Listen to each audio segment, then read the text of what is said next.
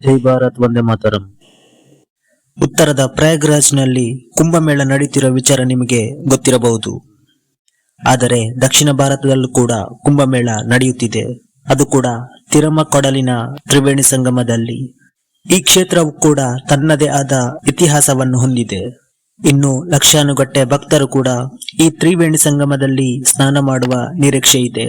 3 ನದಿಗಳಾದ ಕಾವೇರಿ, ಕಪಿಲ ಹಾಗೂ ಗುಪ್ತಗಾಮಿನಿ ಇದು ಸಂಗಮವಾಗುವ ಸ್ಥಳ.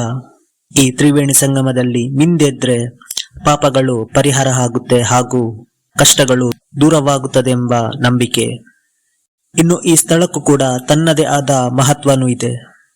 ಈ ಜಾಗದಲ್ಲಿ ಮೊದಲ ಬಾರಿಗೆ ಕುಂಭಮೇಳ ಶುರುವಾಗಿದ್ದು 1989ರಲ್ಲಿ. ಪ್ರತಿ 3 ವರ್ಷಗೊಮ್ಮೆ ಇಲ್ಲಿ ಕುಂಭಮೇಳ ನಡೆಯುತ್ತೆ. ಇದು 13ನೇದು ಕುಂಭಮೇಳ. ಇತ್ತೀಚೆಗೆ ಮೋದಿಯವರು ಕೂಡ ಇಲ್ಲಿನ ಕುಂಭಮೇಳವನ್ನು ಕೂಡ ಉಲ್ಲೇಖಿಸಿದ್ರು. ಇನ್ನು ಭಕ್ತರಿಗೆ ಅನುಕೂಲವಾಗುವಂತೆ ಎಲ್ಲಾ ರೀತಿಯ ವ್ಯವಸ್ಥೆಯನ್ನು ಕೂಡ ಕಲ್ಪಿಸಲಾಗಿದೆ. ಅಲ್ಲಿಯೇ ಊಟದ ವ್ಯವಸ್ಥೆಯನ್ನು ಕೂಡ ಮಾಡಲಾಗಿದೆ.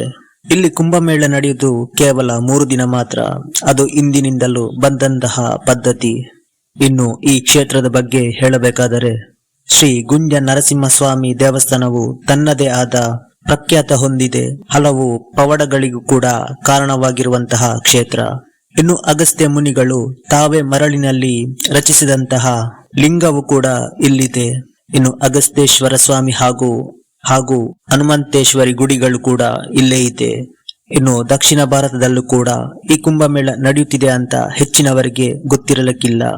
ಈ ಕುಂಭಮೇಳ ನಡೆಯುವುದು ಕೇವಲ ಉತ್ತರ ಭಾರತದಲ್ಲಿ ಅಂತ ಭಾವಿಸಿದರೆ ಆ ತರ ಏನೂ ಇಲ್ಲ. ಈ ದಕ್ಷಿಣ ಭಾರತದಲ್ಲೂ ಕೂಡ ಈ ತ್ರಿವೇಣಿ ಸಂಗಮದಲ್ಲೂ ಕೂಡ ಕುಂಭಮೇಳ ಮಾಡಲಾಗುತ್ತದೆ.